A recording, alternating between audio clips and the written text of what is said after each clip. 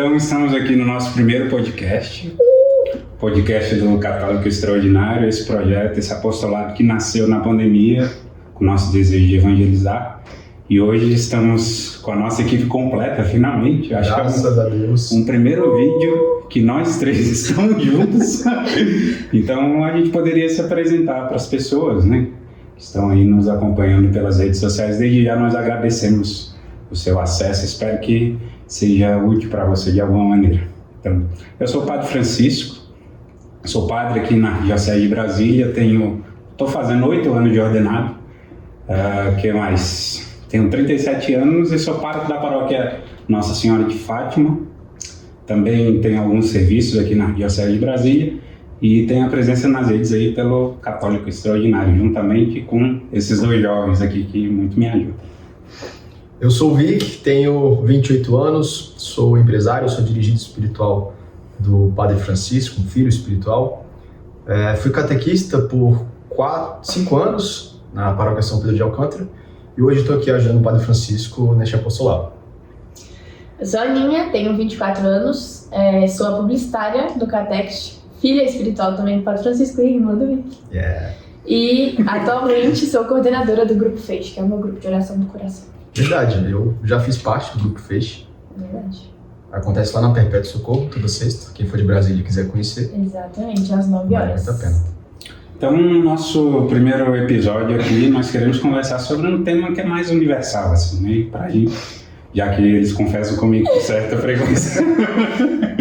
Eu tenho o prazer, claro, de cuidar dessas almas, assim. A gente vai falar um pouco sobre perdão e sofrimento. Um tema leva ao outro, né? Sim, de fato.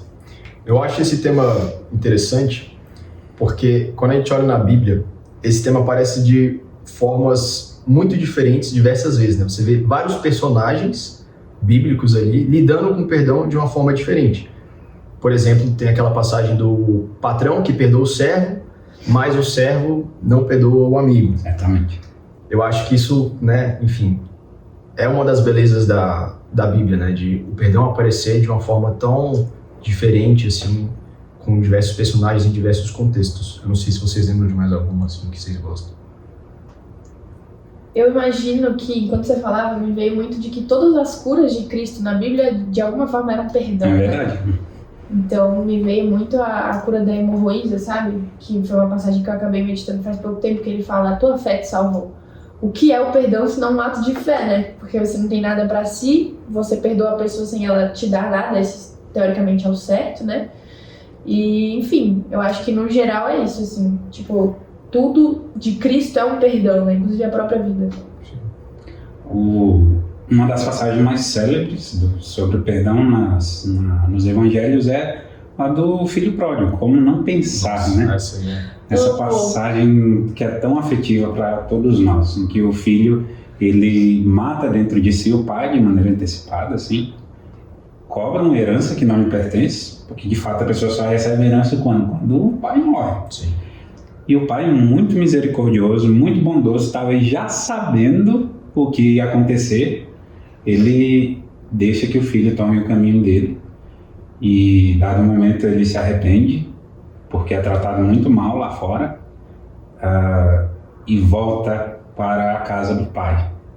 De certa maneira, é o itinerário que todos nós fazemos, por exemplo, quando pecamos grave e quando retomamos por meio do sacramento da confissão, né? Nós, como que no pecado grave, nós preferimos a morte, tomamos por bem aquilo que nos faz mal, nos distanciamos do Pai e temos que voltar a casa, assim. Vocês se lembram da primeira confissão de vocês? Yes. Foi primeira Eucaristia, né? Aquela preparação para receber a primeira Eucaristia. Cara, eu lembro que eu tava muito nervoso. Tipo, sabe aquele nervosismo de você falar as coisas que você faz de errado? Só que a gente acaba entrando ali nos mínimos detalhes, né? Foi você que falou assim, padre, eu matei formiga. Como som de criança, muito bonitinho. Enfim, foi lá, foi inclusive na São Pedro, né? Porque eu recebi a minha primeira Eucaristia lá. Então, é muito legal, assim, ver um ciclo da igreja se cumprindo na minha vida, né? Eu fui... Não lembro onde eu fui batizado. Na verdade, eu não sei, né? Não lembro, é meio... Mas não sei onde eu fui batizado, mas eu fiz a minha primeira Eucaristia na São Pedro. Enfim, eu era muito novo, mudei de bairro, cresci em outro bairro, depois voltei pro Lago Sul e aí fui catequista na São Pedro. Ô, louco. Legal. E você se lembra da sua primeira confissão, Aninha? Sim, porque ela foi em 2018. Eu não tive primeira Eucaristia, eu fiz tudo na Crisma, né? Eu comi a primeira vez na Crisma. Também não sabia não, a gente tem um itinerário parecido, então. Sério? Sério, que minha primeira confissão foi com 17 anos. Vou começar a mentir, falar que a minha foi brincadeira. Aquela. Você tá livre A minha depois era de da minha confessar. turma na crise, né? Eu sou jovem, não a Aninha, né? Só se for. De alma, senhora. Com a graça de Deus. Foi com 18 anos, eu acho. Não, tinha 19 anos. Ah, não lembro, mas enfim, foi em 2018. E eu me confessei aleatoriamente, assim. Eu lembro que eu tava convivendo com muitas pessoas muito católicas que estavam me dando gás. E aí eu resolvi, velho, vamos confessar. Eu nem podia ainda comungar, mas sei lá, eu lembro que a minha confissão, inclusive, foi muito direta, assim. Eu devo ter falado 3 pecados da minha vida toda, sendo que, obviamente, não era só isso que eu tinha feito. Mas eu lembro que foi muito marcante, porque o padre que me confessou falou, até parecido com a passagem de Filipódio, né? Ele falou, hoje o céu está em festa porque uma filha voltou pra casa. Às vezes eu falo isso também quando eu confesso as pessoas. Nossa, sério, muito marcante mesmo. A minha primeira confissão, como eu disse agora, foi com 17 anos de idade, porque eu não fiz uma catequese, assim, quando criança e tudo. Um pouco por fato de existência da minha mãe, mas muito por nós, que nós éramos terríveis. Assim. Eu e meu irmão, a gente saía pra missa se comprasse balinha no caminho. Eu tenho recordações de missas, né? Mas, assim, eu tive uma conversão dentro no contexto de catequese também, já que eu não tive uma catequese quando criança. Minha mãe me colocou na catequese de adulto. E ali eu comecei a, sei lá, ouvir qualquer coisa de indefinível experiência da fé, né? Que a gente ouve sem escutar, a gente vê sem enxergar. E ali eu me senti muito atraído por Deus. Culminou na minha primeira comunhão. E de fato ali foi o divisor de águas na minha vida. Quando eu recebi Jesus pela primeira vez, mudou tudo e mudou nada a primeira vez, assim. Depois a mesma sensação eu tive quando eu me ordenei. E aí a minha primeira comunhão foi um fracasso. Minha primeira comunhão não, minha primeira confissão foi um fracasso. Por quê? Eu não tinha uma formação assim acerca do significado do sacramento ainda. Então eu fui lá, fiz o exame de consciência certinho, assim, sempre fui direitinho com essas coisas que se referem a Deus. E não tive os prazeres por aí. Gatão ali. Foi. Mas eu confessei e, tipo assim, me bateu uma tristeza muito grande. Voltei pra casa, fiquei deitado lá na cama, lá, meio triste assim e tal. Minha mãe falou, menino, tu foi pra igreja se confessar, ao invés de estar feliz de ter sido perdoado, você tá triste? Não entrava na minha cabeça a ser perdoado e receber esse perdão sem isso depender de um mérito meu também. Porque o sacramento da confissão, a validade dele é no mistério da paixão e ressurreição do nosso Senhor Jesus Cristo. Então, o mérito é de Cristo. Só que na minha primeira confissão ainda não tinha realizado isso, de que independente do que eu tinha feito, os caminhos que eu tinha passado, e eu tive uma juventude afastada de Deus e tudo, infelizmente, eu seria perdoado ali. Então, para mim, eu não acreditava que eu tinha sido perdoado. Depois eu fui vendo a situação à distância, era muito de uma mentalidade minha também, de não saber perdoar a mim mesmo e de não saber perdoar as pessoas. Aí eu voltei no outro dia, no mesmo confessor, falei com o padre e falei, padre, eu queria me confessar de novo. Ele falou, mas você não confessou ontem à noite? Ele lembrava até de mim e tal. E eu falei, pois é, pra mim não faz sentido o que aconteceu aqui. Ele falou, por quê? Eu falei, porque não estou sentindo que eu fui perdoado, não é justo. Foi eu que errei e eu não mereço perdão. Ele falou, meu filho, esse sacramento da confissão é assim mesmo. Mas talvez o seu único pecado que você talvez deva confessar hoje seja não acreditar no perdão de Deus. Aí virou a chavinha. Aí eu entendi como era o sacramento da confissão. Mas eu acho que todo católico acaba passando por esse ponto de inflexão, né, dentro do sacramento da confissão. Porque eu também passei por isso, né? De você se perdoar, mas sentir que nada mudou. Foi o que você falou, né? De tudo mudou, mas nada mudou. Essa contradição aparente aí, né? E foi numa confissão com o Monsenhor Catelan, né? Hoje arcebispo, bispo. Bispo lá do Rio de Auxiliar, Janeiro. né? Do Rio de Janeiro. E foi fantástico, porque ele virou essa chave para mim falando de uma outra passagem, que é a do bom pastor, né? Na verdade, o que acontecia era que quando eu pecava, eu sentia que Deus, não olhava mais para mim, enfim. Então, isso me afastava muito mais do sacramento da confissão. Mas é o oposto, né? Quando a gente peca, é justamente quando Deus mais nos busca. E justamente porque Ele quer o meu perdão, foi aí que virou essa chave para mim, né, de realmente estou voltando para casa. Enfim, para mim foi muito isso, assim. Tem um livro que eu tava lendo, inclusive no Tempo da Quaresma, que fala sobre a volta do filho pródigo, né? Quem quiser, comenta o vídeo que eu vou mandar. Glória a Deus. Promessa de vir, Pode deixar, eu tenho PDF. É do Jorge Chevreau? Não, é outro. Ele é bem antigo, não achei em nenhum lugar. Mas tem a pronúncia. Tá certo? Chevreau. Eita, como é bom. Em seguida, podcast em francês.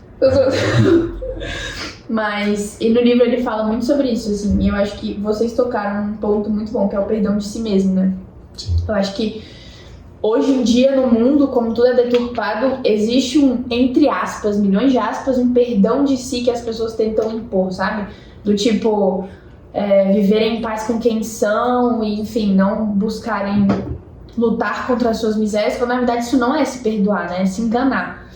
E no livro ele fala muito sobre esse perdão de si, de você não se colocar nesse lugar de porque eu não sou nada pra Deus de fato. Nós não somos assim, nós somos muito, muito preciosos, mas não da forma como a gente julga ser e nas medidas do mundo, né? Eu acho que todo católico também passa por isso de perceber a grandeza de Deus e falar, cara, isso não é pra mim, ou então eu não mereço isso de fato. Mas é precisamente essa consciência que nos faz viver a vida de fé tal como ela é, né? É a consciência de que não somos nada e ao mesmo tempo somos tudo, perdoando a si e recebendo o perdão de Deus. Não adianta, essa é a realidade de todos nós. Pecadores nós nascemos e pecadores nós morreremos. O reino do céu não está cheio de pessoas que não pecaram. Os santos poderiam, no fim da sua vida, no auge assim, da sua plena forma espiritual, cada um com seu caminho de encontro com Deus, poderiam não pecar mais gravemente, e eu penso que seja essa a realidade dos santos. Mas ainda assim, eles tinham consciência das suas falhas e precisavam de Deus. A santidade não é você buscar um tempo em que você não vai necessitar mais da misericórdia de Deus, porque você vai chegar a uma perfeição impassível e intocável. Não, é errado, péssimo. A santidade é justamente quando esse processo de reconciliação com Deus se torna permanente, cada vez mais profundo, e a pessoa para de pensar tanto em si e vive a vida de Cristo escondida no período inicial da nossa conversão, nas nossas maiores misérias, mas aí a gente vai imitando a Cristo e se configurando, né? Isso é uma coisa que nos põe em pé de igualdade diante de Deus, que todos nós somos pecadores. Mas o que faz a diferença entre um alma que é bem intencionado ou não é o que ele faz com a própria miséria. A maioria das pessoas conduz a sua vida baseada na sua miséria, né? Muita gente vai pelo dinheiro, vai pela prostituição, sexo, vai pelo status e etc. São ignorantes, assim, no fundo buscam aquilo que só encontrariam em Deus, mas em lugares equivocados. Eu já fui desses. Minha conversão sendo tardia, eu já andei em caminhos muito distantes, assim. Mas hoje eu considero sempre a minha caminhada, não digo nem a nível de padre, mas a nível de cristão, de católico mesmo, como uma caminhada de reconciliação. Cada vez eu tenho mais consciência da minha miséria e mais consciência da misericórdia de Deus. Como é que está a experiência de vocês? Agora a gente vai saber, vou sondar. Bem agostiniano, né? Isso aí. Estavas dentro e eu fora. Eu estou descobrindo que, olha, a gente vai recebendo a formação de vários campos, né? E muita coisa que a gente pensa que é ideia original nossa, Vem aqui. Isso que eu ia até falar, que você falou uma frase aí que a gente postou no Cateques esses dias, que é de João Paulo II, que é os santos não são aqueles que nunca pecaram, mas que pecaram, mas nunca desistiram. Que mesmo pecando, nunca desistiram. Mas eu não falei essa frase exatamente. Vai também. Tudo bem. Mas sabe? tem também que todos nós seguimos a mesma fé, o mesmo espírito, e em Deus a gente Deus chega à mesma conclusão. Exatamente. Mas não fuja. Como é que tá a sua experiência com a misericórdia de Deus? Eu consegui romper aquela barreira que eu mencionei antes, né? Do tipo, de mesmo me confessando, não me perdoar, e até citando outro livro que eu mencionei hoje até pro Padrito, que é muito bom. Você se considera uma pessoa ressentida? Sim. Eu também. É difícil. E eu achava que não era. Eu achava que eu era, tipo, fleumático, usando, tipo, nada me abala, entendeu? Uhum. Mas não, eu descobri que eu sou extremamente ressentido justamente lendo esse livro. Eu não lembro o nome do autor, mas é Do Ressentimento ao Perdão. E, enfim, aí eu descobri que acho que hoje a minha maior dificuldade em relação ao sacramento, né, da confissão, da reconciliação, é justamente eu me perdoar dos meus pecados. Mas até devolvendo com a pergunta assim, existe uma, como eu posso dizer, uma certa relação da confissão que muitas vezes é difícil para mim de lidar. Exemplo, que nós pecamos, aí nos confessamos, mas ainda existe uma relação de devedor ali, não é? De devedor se diz a respeito que das faltas graves confessadas? Meio ou que das de marcas reparação. do pecado, ou das marcas do pecado. Porque eu sinto isso, entendeu? Que eu fui perdoado, mas parece que para mim ainda existe um saldo devedor ali, uma conta a acertar com Deus. Entendeu? Mais ou menos, assim. Uma analogia boa para a gente entender que o pecado ele deixa marcas. Por exemplo, quando, sei lá, se eu me desentendesse com meu pai, se eu gritasse com meu pai, ele ficaria bravo, aí ele brigaria com a minha mãe deixaria de rezar porque estava desestabilizado. A gente não tem nem consciência do alcance que o nosso pecado pode ter. É interessante isso. Então, quando a gente vai lá na confissão e a gente confessa os pecados graves, é como se fosse uma folha de papel amassada. A gente desamassa a folha. Mas mesmo que a gente desamasse a folha, sempre, não sei se você já fizesse essa experiência, quando você desamassa, fica aquelas linhas, né? E aí são as marcas do pecado. São outros tipos de penas que a gente, por favor, da graça de nosso Senhor Jesus Cristo, e pela igreja ser depositária dessa graça, da fé, tem as indulgências, a penitência, o próprio ato penitencial, um ato de contrição que a gente faz também antes de dormir. Nisso vai minando as marcas. E uma frase de João Paulo II, já que a gente está falando desse santo, quero mandar um beijo aí pro João Paulo também. O filho da Marina e do Felipe, que nasceu, que é muito fofinho. Já nasceu com o nome de papo, moleque. Uma frase de João Paulo II que dizia que a caridade encobre uma multidão de pecados. Isso é muito forte, isso é muito forte. Nós ainda nos relacionamos com a misericórdia de Deus, às vezes nas nossas categorias humanas, né? Nós que estabelecemos relações de interesse, de trocas, de proporcionalidade entre aquilo que eu ofereço e aquilo que eu recebo. Mas a verdade é que a misericórdia de Deus é tão grande, tão infinita, que ela transcende assim, os nossos pecados. E se a gente tiver um mínimo de reta intenção, um arrependimento, e for diante de Deus, procurar um padre, se confessar, a gente é perdoado, para além daquilo que a gente possa imaginar. Isso é um sinal de esperança muito forte, hein? Nós nunca deixaremos de lidar com a nossa miséria. Na semana passada, com uns 2 ou 3 dirigidos, ela tem direção espiritual pelo menos 4 vezes por dia, de terça a sexta-feira. Eu estou lá nos horários e tudo. Salvo dias que dá problema, né? E a gente não consegue atender, mas o ordinário é isso. Eu conversava com um deles. Seria muito fácil se a gente pudesse servir a Deus deixando a nossa miséria de lado. Se no momento em que a gente se sentisse especialmente atraído por Deus, a gente deixasse tudo quanto é falha, quanto é característica marcante negativa, quanto é inclinação de lado. Mas não. Como se fosse uma bolsinha de miséria que a gente tivesse que levar para onde a gente fosse. E mesmo diante das ações mais bonitas, mais excelentes que a gente praticasse na vida, a nossa miséria nos acompanha. Isso é uma oportunidade, não para a gente ver isso como um empecilho, um obstáculo, mas para a gente manter a humildade. Porque o santo mais elevado que existe hoje na face da terra, no contexto errado, seria capaz do pior pecado. E é aí que muitos se perdem. Mesmo tendo uma conversão grande e marcante inicial, assim, se a gente não fizer da reconciliação um processo constante, a gente periga voltar pior ainda para a vida antiga. Acho que tem uma história, não sei se é Santo Antão. Enfim, eu acho que é Santo Antão. Santo nome, né? Gostei. Que tem uma história de que, enfim, né, ele já estava num nível assim, de intimidade com Deus, de santidade absurdo. E aí o demônio tentava ele de todas as formas e não conseguia fazer ele pecar. E até que, enfim, ele se dá por vencido e diz, bom, eu não consigo fazer esse homem pecar, vou embora. E quando o Santo Antão se dá, né, se percebe que tipo, o demônio o abandonou, ele fala, enfim, santo. E aí o demônio volta. Que é esse do orgulho, né? Nossa. Enfim, não tenho certeza se é Santo Antão, depois eu posso até pesquisar, mas já escutei essa história aí. E reflete um pouco disso, né? Tipo, o maior dos santos, no contexto errado, pode vir a cair também. Sua vez, Aninha. Eu vou dar close nisso aí. Pode dar, Gabriel. Esqueci o que eu me falou. A sua experiência. Eu acho que isso que o Vic falou é muito bonito e dá muito pra interiorizar assim na nossa vida, porque de certa forma mostra a dependência de um filho com um pai, sabe?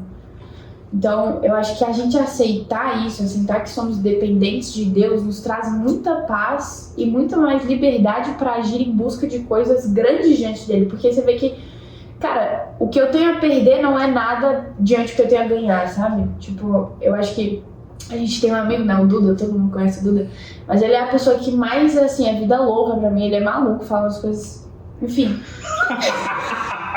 Mas tem uma vida muito interessante. E é porque, de fato, assim, ele já me falou isso várias vezes, não tenha medo de errar, tipo, vai, entendeu? Porque é isso, a pessoa que é o que a gente vê no mundo, que a gente pode experimentar na nossa própria vida, a pessoa que tenta calcular a perfeição demais, tentar amar muito de uma forma idealizada, acaba não vivendo, não experimentando de Deus, que não é algo numa caixa, né? E ele fala até uma frase, é próprio do amor surpreender. Mas enquanto vocês falavam, muito, né? É o Duda? Acho que é. Eu tenho uma que é parecida, mas não é a mesma coisa. Pra quem ama nada é sem propósito. Qual era a pergunta? Eu me perdi. Irmão Cruz. Como é que tá a sua experiência? Com a misericórdia de Deus atualmente, assim. Depois que eu li o livro mudou, porque eu percebi que eu era o filho mais velho da parábola. E eu fiquei estressada. Tá lá, legal. Pimpão e... Entendi. Pimpão. E eu fiquei estressada porque a parábola acaba e ninguém fala se ele entrou em casa ou não. Mas... É uma parada meio Inception, né? É tipo Jesus jogando a bola pra você, assim, e aí? Vai ou racha? É como se a nossa história continuasse a partir do itinerário do irmão mais velho. Exato. E é bem o final, né? Tipo, o filho mais novo já foi. Vai o filho ver mais velho que... A lição pretendida por Jesus, com o relato, seria focada no filho mais velho, não era nem no filho mais novo. Pode ser. Quem sabe? Pode ser, exato. E aí ele fala exatamente isso, sobre o ressentimento consigo, sabe? No fundo a gente não consegue receber o perdão de Deus porque a gente não se vê como digno. E de fato não somos dignos, mas como a gente vê que Deus nos vê, entendeu? Eu acho que a gente tem, eu pelo menos, tinha um olhar muito do tipo, eu queria que a Ana Luísa fosse X, mas ela só quer ser Y, e ela, enfim, sabe um pai que fala, nossa, você errou de novo, nossa, você não consegue, nossa, você vai de novo fazer isso. Até um pai distante, sabe, que fala, depois de tanto pecado, tipo, cara, eu não vou dar muita bola pra você não, porque tem gente que quer mais. Mas na verdade é o contrário, né, tanto que o pai fala pro filho mais velho, tudo que é meu é seu. Mas hoje a gente precisa comemorar, porque um filho perdido voltou para casa e um filho que estava morto voltou a viver. E eu acho que a minha relação mudou assim, tá gradualmente mudando, nessa percepção mesmo de saber que o pai vem a mim, independente das situações aparentes, principalmente que eu vejo na vida dos outros se comparando com a minha. e sabendo que eu tenho que pensar naquela frase, acho que é de Santa Teresinha, né? Eu sou o que Deus pensa de mim. Não é assim, não? Ah, tá. É que eu sempre digo que a minha, ela tem os cabelos parecidos com o de Santa Teresinha, né, cara? Bota aqui a foto. Não, Vou colocar o editor. O editor, no caso, nós mesmos. A produção, nós mesmos. O operador de áudio. Se você for editor de vídeo, manda o seu currículo. A gente está aceitando. Por favor. Por favor, seria muito bom. E para finalizar um pouco essa questão da confissão, né? Qual é o elemento da confissão que vocês têm mais dificuldade? O arrependimento, a confissão auricular, ou seja, quando a gente diz para o padre, ou o cumprimento da penitência do padre? Eu acho que para mim seria outro. Acho que seria a preparação. Eu também. O exame, assim, muitas vezes tem coisas, e aí entra um pouco de tudo, exame né? de consciência, pelo amor de Deus. Entra um pouco de tudo, assim, escrúpulo, não sei. Mas de não saber se aquele pequeno ato que eu cometi era um pecado venial ou um pecado grave, e se outros atos se enquadram ou não como pecado, né? Tipo, acho que essa pra mim é a maior dificuldade. Aí muitas vezes eu dou uma travada, tipo... Me confesso, e aí chega na missa eu fico naquela, tipo... Não sei se eu posso comungar, porque acho que ficou faltando esse, entendeu? Talvez seja escrúpulos, né? Mas, enfim. Pode ser. É difícil, porque o exame de consciência, uma coisa fundamental para ele, é lidar com objetividade em relação à nossa miséria. Só que se você está imerso na miséria e necessita de uma confissão, claro que te falta objetividade para a consideração dessa miséria. A objetividade nessa consideração começa quando a gente consegue se arrepender, entender que é um erro. A gente consegue descolar ele um pouco da gente. Então aí uma análise mais objetiva, assim. Eu sempre digo que uma boa confissão tem muitos verbos, alguns substantivos, poucos adjetivos e quase nenhum nome próprio. Se você for nessa formulazinha, assim, claro que é esdrúxulo, assim, por natureza, mas dá para entender o que é mais importante, assim. Tem que se centrar nas ações. As circunstâncias são importantes se elas forem importantes para a compreensão do padre, assim. Por exemplo, se é um padre que te atende, as circunstâncias, com frequência, as circunstâncias são importantes, porque ele vai analisar a coisa em conjunto. A gente não precisa dizer nenhum nome na confissão, a não ser que haja uma situação aí extraordinária que interesse você dizer um nome, assim. Mas em 99,9% das confissões, você não precisa dizer o nome de outra pessoa. A gente vai lá essencialmente para acusar os nossos próprios pecados.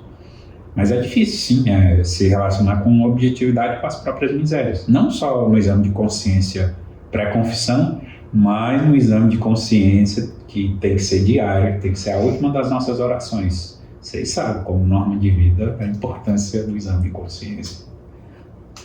Tem feito exame de consciência antes de dormir, Aninha? Tenho! Porque constância é o novo preto, que o Padre Francisco fala. Então agora eu fico lá. Eu tô assim com o olho fechado, aí eu... Constância é o novo preto, gostei dessa. Agora, pra mim, às vezes entra aquela figurinha do, olha, se alguma vez te ofendi, peço que melhores pra que não aconteça de novo. Eu vou fazer exame de consciência e eu falo, nossa, fui grosso com fulano, mas fulano também não ajuda, né? É difícil. Teve alguma ocasião na vida de vocês que vocês sentiram uma graça especial da parte de Deus, de contrição interior? Que a vida é tão corrida, né? Até para se confessar, às vezes a gente tem movimentos muito, não digo muito, mas que sinalizam um pouco para automatismo, assim, muito rápido. As oportunidades para se confessar, por vezes, são difíceis. Aqui em Brasília, graças a Deus, a gente tem uma situação boa, a gente tem padres que colocam um horário de confissão, claro, na igreja, estão lá prontos para atender, mas em outros lugares é difícil se confessar, né? Então, às vezes, quando surge uma oportunidade, você vai e tem que ir mesmo, sem pensar. Só que aí precisa de um exame de consciência, assim, e tal. E, às vezes, a contrição interior fica um pouco mais superficial, vamos dizer assim. Mas uma graça de uma contrição, assim. Estou me referindo, pode ser esse período chave de penitência da igreja, como a quaresma, como o advento.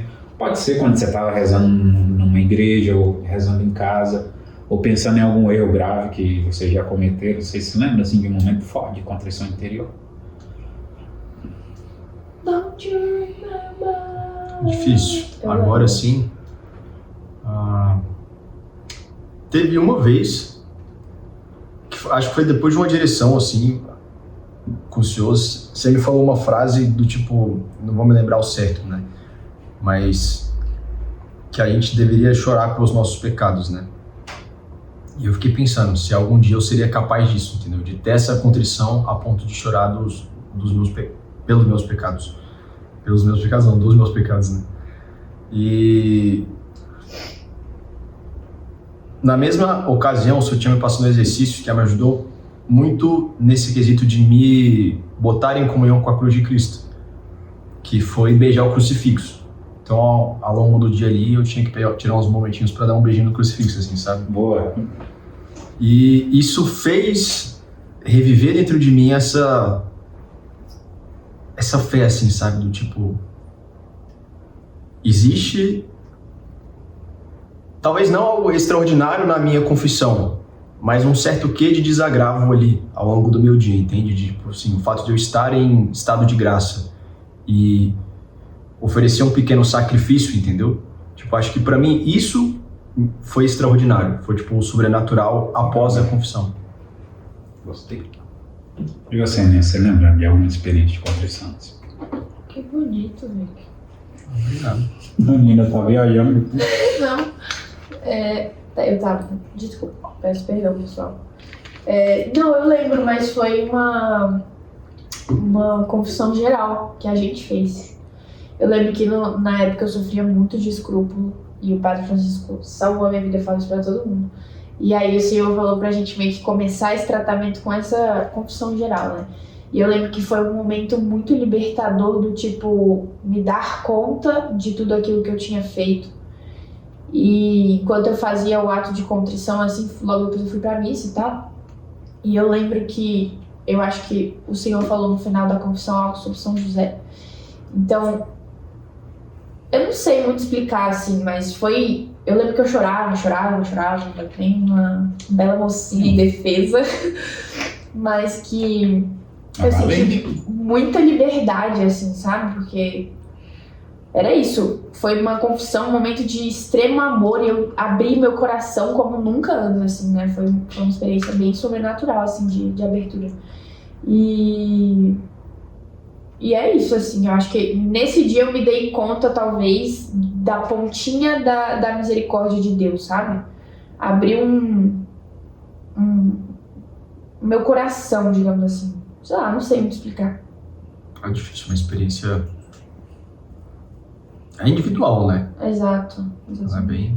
Eu passei muito tempo buscando isso, assim. Meu temperamento é mais expansivo, como vocês podem ver. E eu ficava um pouco preocupado, porque eu era incapaz de chorar pelos meus pecados, assim. E aí? Mas hoje em dia, chora por tudo. Não pode falar que já fica mais emocionado. Deixa pra lá esse episódio. Próximo episódio a gente vai falar de episódios constrangedores, vamos dizer assim, de convivência fraterna. Legal. Esse é um bom tema. Episódios constrangedores. Ixi, tem que trazer o Duda. Porque tem sempre um fundinho católico aí. Mas vamos voltar lá, para o meu momento de contrição. Eu rezava muito, assim, Tem uma igreja dedicada a Nossa Senhora que eu gosto muito. E essa igreja, a parte dela fecha às 18 horas, assim, que dá acesso a uma relíquia que ela tem. Uma relíquia muito bonita, assim, da coroa de Nosso Senhor Jesus Cristo. E eu sabia que, eu pensei assim, eu já estava lá naquela igreja e falei, um coração duro igual ao meu só vai chorar diante da cruz de Nosso Salvador, da sua coroa de espinhos, assim. E eu fui lá, falei com o cara, ele abriu pra mim. Claro que eu tava de plegma, então isso ajudou um pouco. E eu entrei e só tive a capela inteira onde fica a relíquia só pra mim. Tô arrepiando só de lembrar. Eu ajoelhei e comecei a rezar, pensar na paixão do Nosso Senhor Jesus Cristo e pedir perdão pelos meus pecados. E olha, eu chorei, mas chorei muito, assim. O pessoal pensava que eu tava passando mal, assim. Eu Tava fazendo barulho, eles estavam rezando as vésperas, assim, né? Porque a capela onde fica a relíquia fica atrás do presbitério principal da igreja, da nave ali. E eu fiquei incomodado de estar fazendo barulho, porque Mas você chorou? chorei muito. No outro ano eu voltei também, visitei essa mesma cidade onde tem essa igreja e aconteceu de novo, diante da mesma relíquia. Caraca. Foi muito bonito. E hoje, sempre que eu quero evocar um sentido de contrição, eu tento lembrar desse episódio. Aí me mostra um caminho de contrição interior, assim. Mas aquilo ali foi uma graça atual, certamente, que Deus me deu. Mas é muito bonita essa experiência. Vocês já viram como a experiência do perdão está ligada ao sofrimento? Embora sofrer. Quem disse isso? Duda também? Não. E só existe perdão por causa do sofrimento de Cristo. Isso é verdade. Tem um assunto assim que me deixa às vezes meio encucado, de você ver a perspectiva do Deus do Antigo Testamento e do Deus do Novo Testamento. Por exemplo, você pega no Antigo Testamento, parece que Deus, a paciência dele era mais curta. Vou colocar dessa forma, assim. Parece que ele se cansava, tipo assim, existia um limite para o pecado, entende? Uhum. E aí quando chegava, se atingia esse limite, vinha um castigo. Mas, obviamente, via a purificação. Só que quando você olha para depois da vinda de Cristo ali no Novo Testamento, agora com acesso à confissão, agora sim parece que a misericórdia é infinita, entende? Tipo essa relação de como Deus transformou, não sei dizer disso de uma forma, né, certinha, mas enfim, essa é a diferença entre o Deus do Antigo Testamento e o Deus do Novo. Como é que isso se traduz assim um pouco, não sei. No início da história da salvação, nós temos aquele acontecimento dramático que fere a relação da humanidade com Deus em definitivo.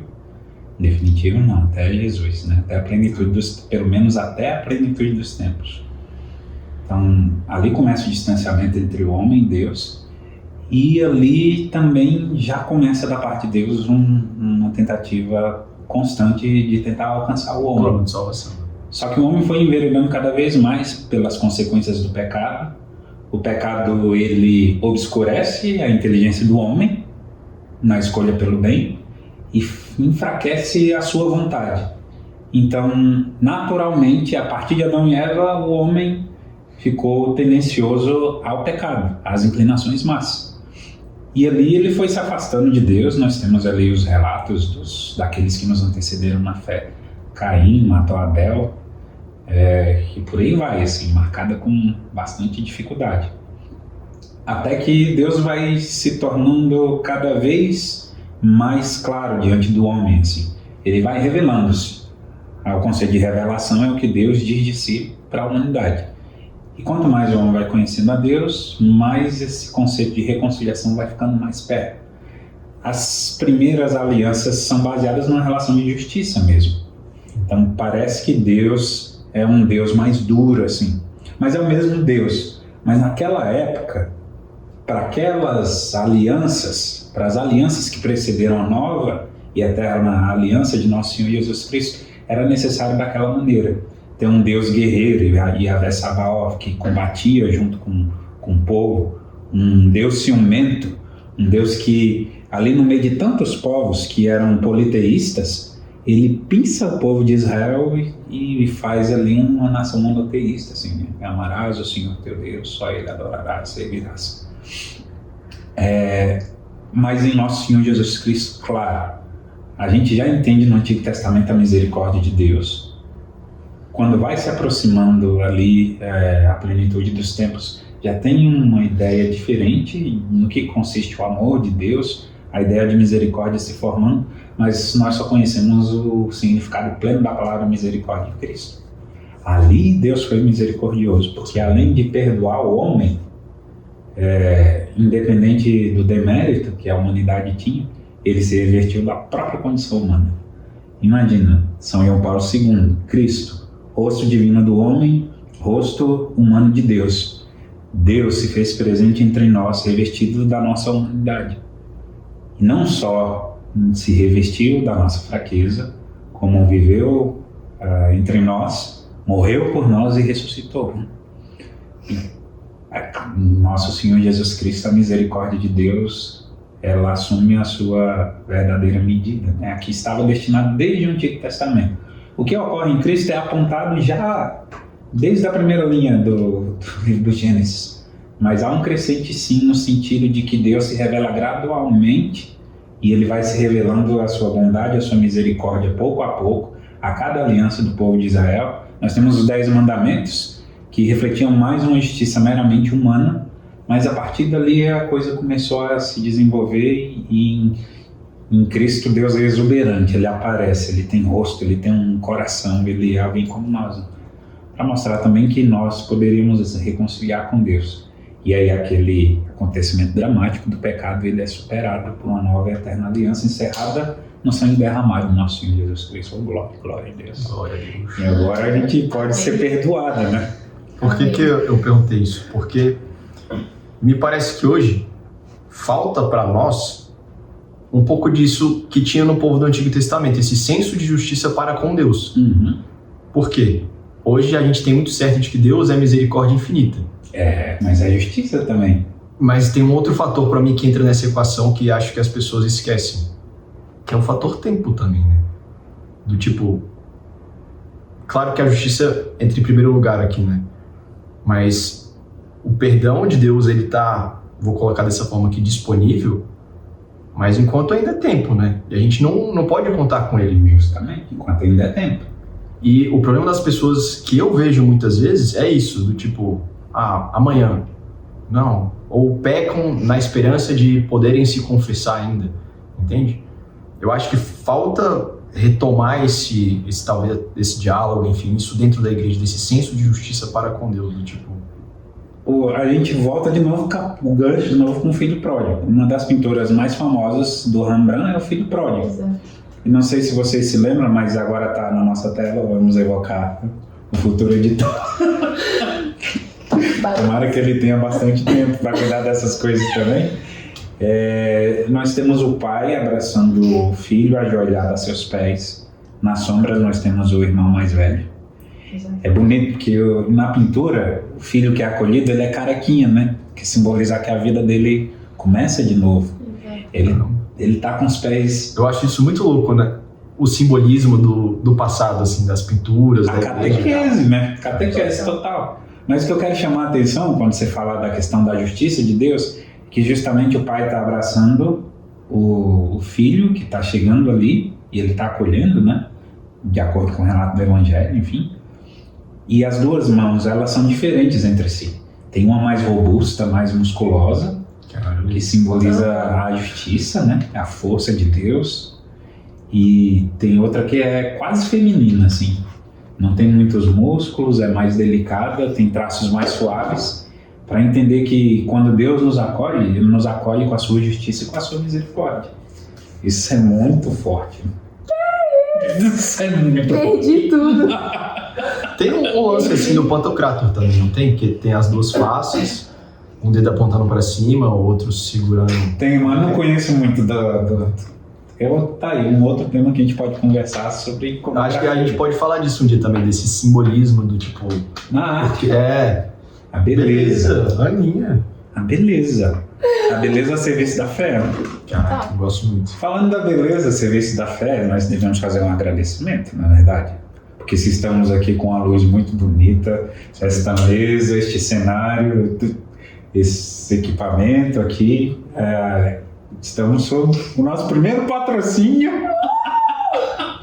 do Catex, palmas para o patrocínio.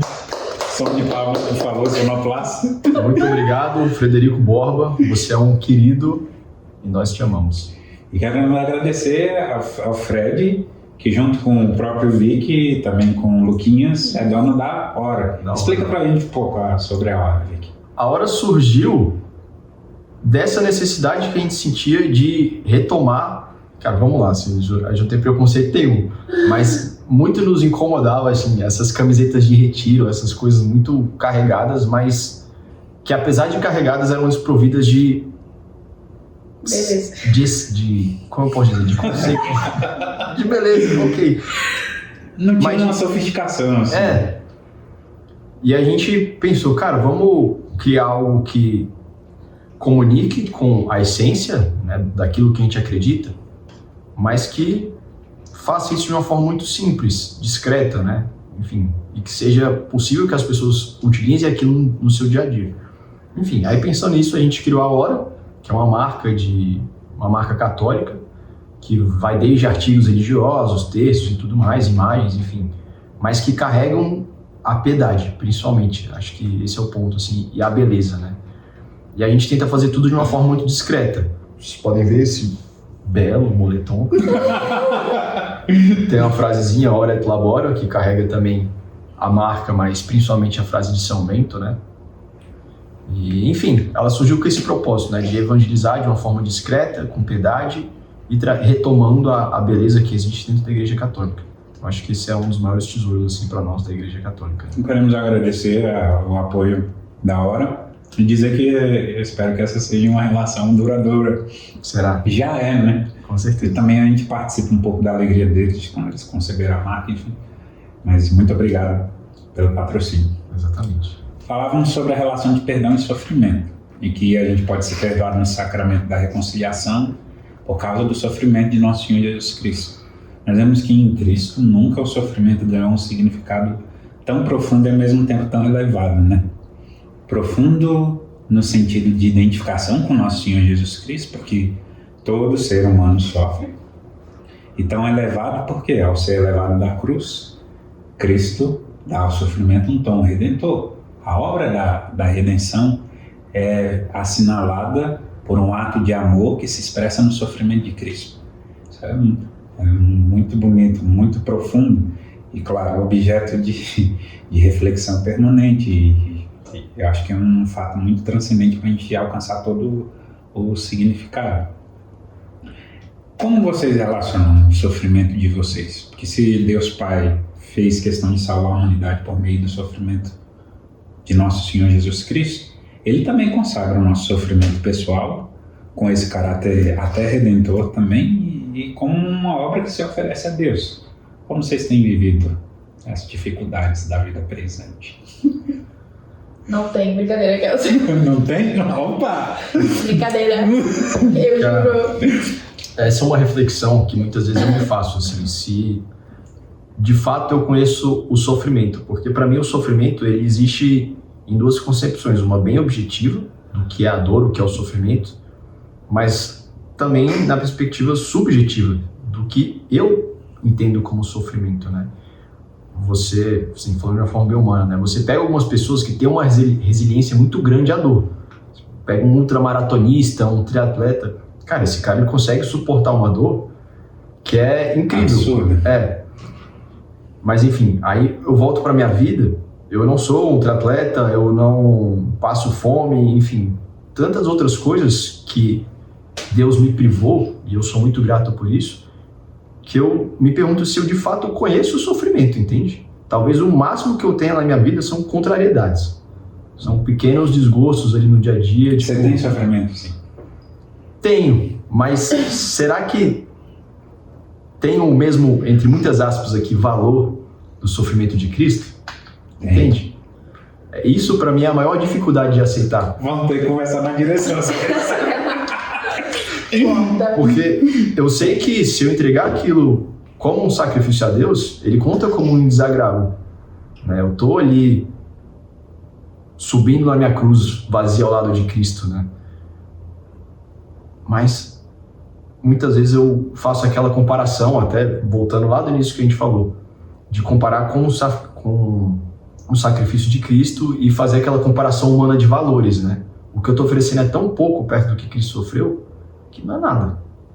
E aí eu acho que, assim, para mim essa é a maior dificuldade de eu entender que o pouco que eu ofereço talvez seja muito. Vocês já pensaram na véspera da paixão de Jesus o quanto ele sofre? Ele chega a suar sangue. Sim. E ele sofre. Só em outra ocasião no Evangelho a gente vê Jesus sendo auxiliado ali pelos anjos, quando foi na tentação no deserto. Então foi no auge da privação ali, tudo. Depois o Evangelho diz sobre isso. E ali na véspera da sua paixão ele sofre. Não tem como a gente precisar isso, a gente fica nos achismos, né? Se não for heresia, tá tudo bem. Eu penso ali que nosso Senhor Jesus Cristo, ele viu o pecado de todo o gênero humano, de todos os homens e mulheres, de todos os tempos. E também viu as nossas dores, cada dificuldade que a gente sofre, assim. E na cruz também, ele provou todo o sofrimento da humanidade inteira, assim. Mais do que a cruz de madeira ali, Cristo estava, a alma santíssima de nosso Senhor Jesus Cristo estava sendo vilipendiada pelo pecado do mundo inteiro e pelo sofrimento também, pelas dores, pelas injustiças, por aquelas perguntas, inclusive da presença do mal no mundo, mesmo Deus existindo. Cristo sofria e consagrava a todas essas questões, essas dificuldades. Então nós estávamos ali com o nosso pecado, mas também com o nosso sofrimento.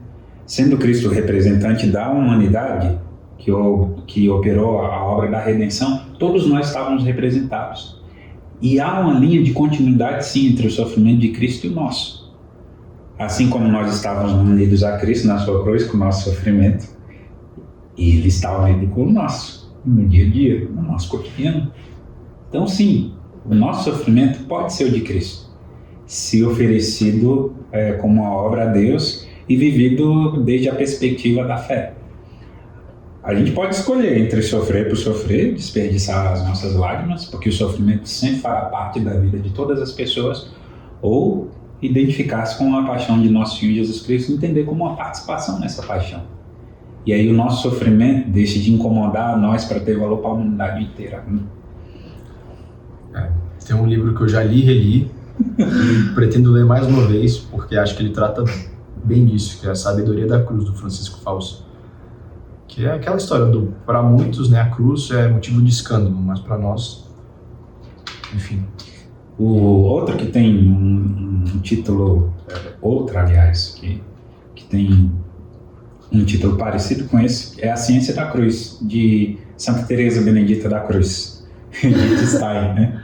Que é a grande filósofa judia, em que, se eu não me engano, ela pega muito a essência de São Tomás de Aquino, sobre o panorama de São João, de algumas coisas de São João da Cruz, e desenvolve também um caminho itinerário de identificação com a paixão de nosso Senhor Jesus Cristo.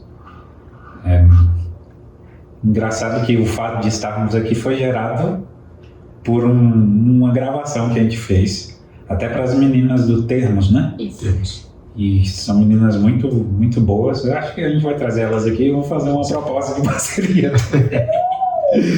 E a gente estava falando lá, a gente se reuniu despretensiosamente, né? Elas ligaram as câmeras, ficamos conversando, tomando refrigerante e comendo pizza e falando. E lá eu lembrei agora do que a gente falou um pouco, que elas liberaram um fragmento desse material. Se Deus quiser, vai estar disponível no Catex também. Falava da identificação de Cristo, que a gente tem através das nossas provações pessoais, né? O que se vê lá na cruz?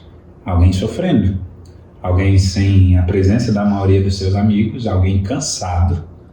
Na hora até eu falei que Jesus devia estar tão ferido que dava para ver até o coração de Cristo batendo assim.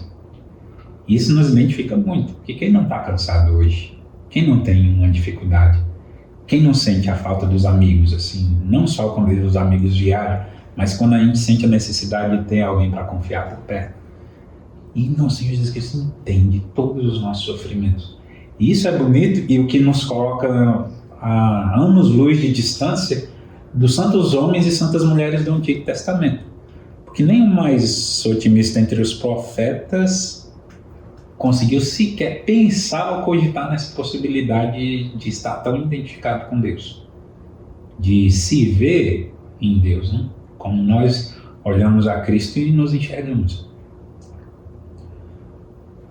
O nosso sofrimento pessoal ele é um meio de santificação. Nós temos na história da igreja muitos santos assim identificados com sofrimentos. Assim. Temos alguns. Eu gosto muito de São João da Cruz. o poema da Noite Escura, claro que todo mundo mais conhece, e diz muito ao meu coração. Gosto muito da linguagem cosmológica em que ele expressa esse diálogo com Deus e a união da alma dele por meio das dores, dos sofrimentos, assim, e o gozo e a paz que ele encontra nisso, né? Eu acho que é uma aparente contradição, mas em São João da Cruz faz todo sentido. Tem, na opinião de vocês, sabe, um santo que ensina vocês a sofrer, assim, amando a Deus? Assim? Diz aí, amigo. Nossa, vai lá. Não consigo pensar em alguns. Acho que São Pio foi o primeiro santo assim, que eu conheci da igreja. E ele tinha chagas de Cristo. Piada interna. Eu vou cortar, tô brincando. Acho que foi São Pio mesmo, porque foi o primeiro santo da igreja que eu conheci. E ele tinha de fato um amor assim por Deus. Ele tinha uma postura de guerreiro mesmo, né, diante do sofrimento, assim. Ele foi julgado pela própria igreja, né? Muitos santos passam por isso também, mas eu acho que ele tinha até a oração dele famosa, né? Fica comigo, Senhor. E tem uma parte que não é exatamente assim, mas ele fala: fica comigo, Senhor, porque se o Senhor não ficar comigo, eu não sou capaz de ficar com você. Enfim, eu acho que pra mim a vida dele me mostrou muito sobre lidar com o sofrimento de uma forma talvez um pouco mais natural, por mais que ainda doa, assim. O que eu ia falar enquanto o senhor falava que me veio é que hoje eu acho que a gente sofre muito por coisas que, enfim, às vezes não são tão grandes e tudo bem, no sentido de que a gente tem como contornar isso, mas eu acho que hoje a gente tem uma expectativa da vida muito diferente do que de fato ela é. Então a gente tem a expectativa de ter uma vida de resolver problemas, passar por esses problemas e descansar, né? Lógico que a gente vai descansar uma hora, é lógico que os problemas vão se resolver à medida que a gente se empenha também, pela graça de Deus, mas essa expectativa que o próprio São Pio e os santos tinham com a vida e que eu acho que a gente talvez tenha errado, sabe? Acho que é muito difícil a gente conciliar a vida no mundo e a vida em Deus, e talvez as coisas se misturem nesse caminho, mas eu vejo que um ponto-chave para lidar melhor com o sofrimento é isso, a expectativa que a gente tem diante da nossa própria vida, do que de fato é a vida, do que de fato é a alegria, do que de fato é perdoar, ser católico. Assim. Mas foi São Pio. Ele recebeu os estigmas de Cristo, né? Exato, exatamente. Para quem não sabe o que são os estigmas de Cristo, que às vezes uma pessoa que possa não estar familiarizada com isso, são as chagas de Nosso Senhor Jesus Cristo. Vivi, quais eram as chagas de Nosso Senhor Jesus Cristo? Os pregos. As mãos. As mãos. Eu quis dizer os pregos nas mãos. A coroa de espinhos. Coroa de espinhos. A fronte, né? Sim. Aqui debaixo do peito, que inclusive a Hora tem uma camiseta muito belíssima. Né? Fazendo mexer aqui no ar. Caraca, eu não vi isso. Não? Acho que eu tô... Não. Vou querer também. Ela é bem bonita, bem discreta. Os pés? Os pés.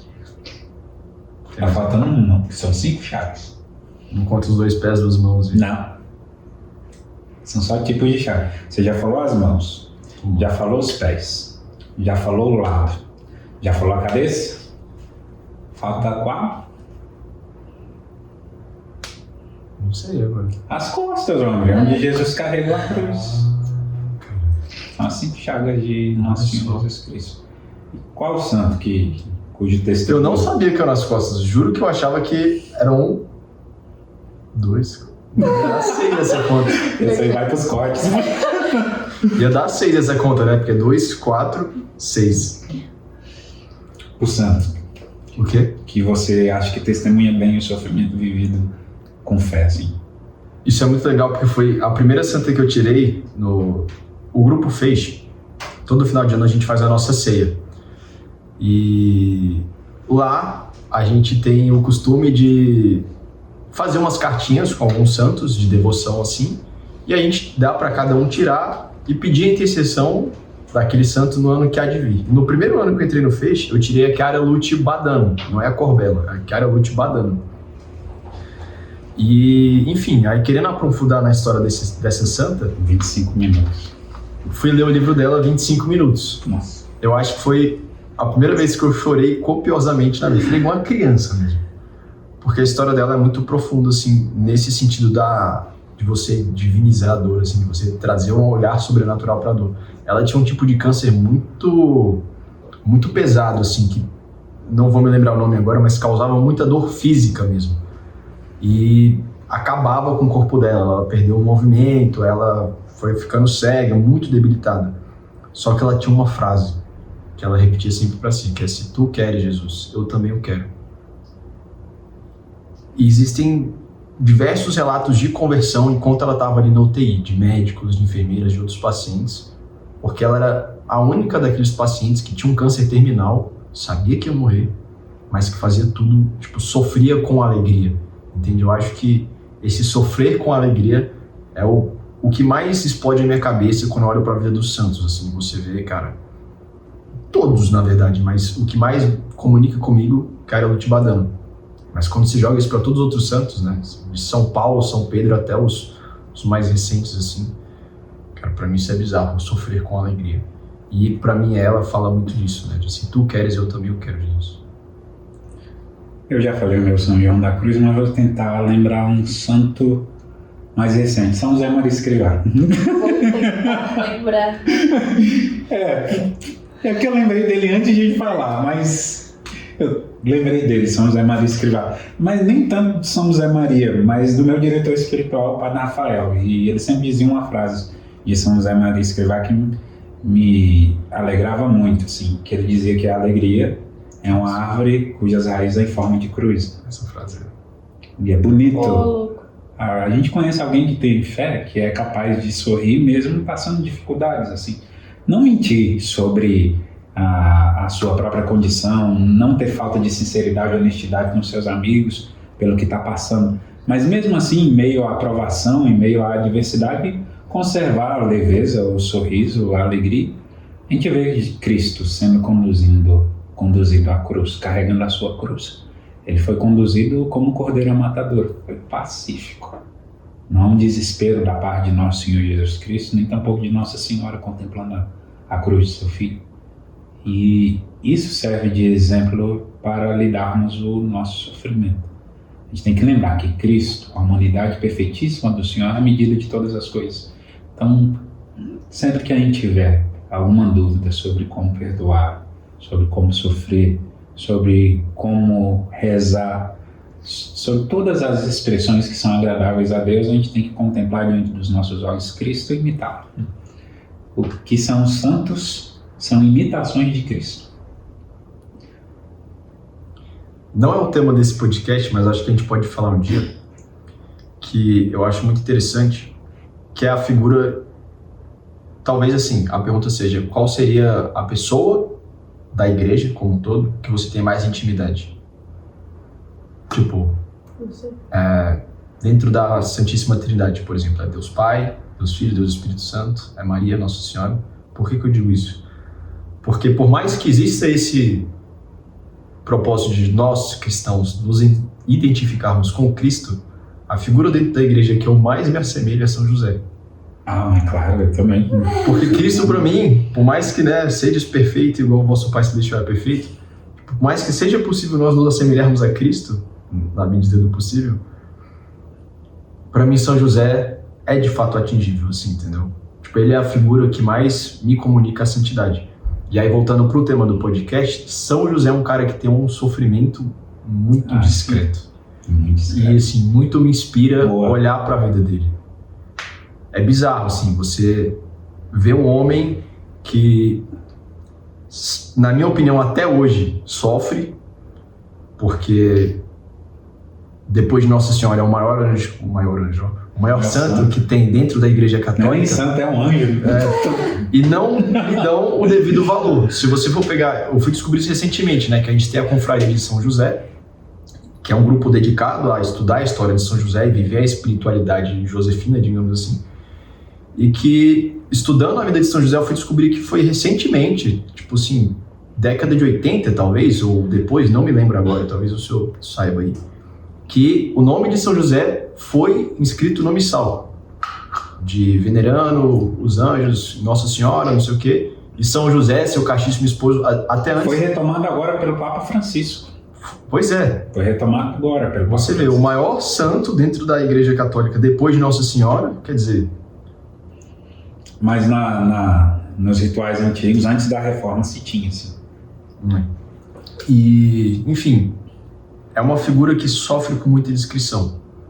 Isso pra mim é lindo, assim. Boa, homem. Nunca tinha olhado São José pela via do sofrimento. A gente vê que ele tem aquela inquietação de não ter consciência do que estava acontecendo com Nossa Senhora. Aí nós vemos a importância de São José, porque além da Virgem Maria, São José é o único que recebe o anúncio da encarnação do Verbo, quando ele recebe isso em sonho, mas é o anúncio da encarnação do Verbo. E Deus responde. Depois que Deus responde, São José nunca hesitou, nunca pensou em voltar atrás, e sempre que, entendendo qual era a vontade de Deus, parte para o Egito, volta, procura o menino no templo e se torna mestre de Nosso Senhor Jesus Cristo nas coisas humanas. Você pensando assim, qual pessoa da Santíssima Trindade que a gente mais se relaciona? Eu me relaciono de um modo diferente com as três, porque é Pai, Filho e Espírito Santo. Com o Pai eu reclamo mais. Com o Pai eu, olha, queixa. Eu falo, não, meu Pai. Senhor. E queixa, reclama, etc. Com Jesus eu peço. E o Espírito Santo eu sinto que é dos três o que fala mais comigo. Eu sinto, deixa eu falar. E você, amigo? Olha, eu acho que vai ser muito engraçado só isso. Mas eu acho que é o Espírito Santo, mas porque me parece... carismática. Glória a Deus. Mas é porque eu imagino que... Olha, a reflexão não vai ficar muito tão assim quanto vocês, mas calma aí. Não, a sua reflexão, amigo. É isso. É verdade. Aí, eu acho que Deus Pai, ele tem uma postura mais de criador, assim, que eu enxergo, né? Uma postura mais de... não distante, mas de criador mesmo. Jesus é o amigo, mas o Espírito Santo é... Deixa eu ver errado. Não, só o armazenamento que... Mas a gente pega outros cortes, continua. Ah, tá. Eu tenho que começar de novo agora? Não, o áudio tá indo. Ah, tá. Ainda temos aquela câmera ali. Tá bom. Me perdi. Calma, voltei. Espírito Santo. Da Trindade é o Espírito Santo, mas porque eu imaginei ele de uma forma mais íntima e, entre muitas aspas, resenha, entendeu? Resenha. Cuidado, você tá no limite. É que eu não sei outro adjetivo, mas é no sentido de que... Mais cúmplice, mais próximo, mais familiar. E familiar. Isso. Familiar, pronto, familiar. Resenha. Ó, o nosso tempo está acabando, então eu queria finalizar este nosso primeiro episódio de podcast com um recado nosso, para quem estiver nos ouvindo de alguma maneira, se a gente quiser transmitir, de repente, uma conclusão sobre o tema do episódio, para que fique assim na cabeça das pessoas. Você pode citar uma frase das que a gente disse durante o episódio, enfim, como um recado final, um fechamento aí para quem nos acompanha nas redes. Caramba, depois de falar tantas coisas sobre perdão e sofrimento, difícil. Uma frase só, resumir também uma frase. Lembra de uma frase que você falou durante o podcast, por exemplo? Não foi o que eu falei, mas é a Isso. frase que mais me marca, que é a alegria ter suas raízes em forma de cruz. Vou minha frase. Você lembra de alguma ali? A alegria nem um dia sem a cruz. A frase que eu quero deixar para vocês é: a caridade encobre uma multidão de pecados. Então, agradecendo ao Catex, a Aninha, ao Vicky por esse episódio maravilhoso. Eu espero que você que está nos acompanhando tenha também vivido essa experiência de fraternidade e aprendido um pouco. E que Deus te abençoe. Até a próxima. Tchau. Tchau.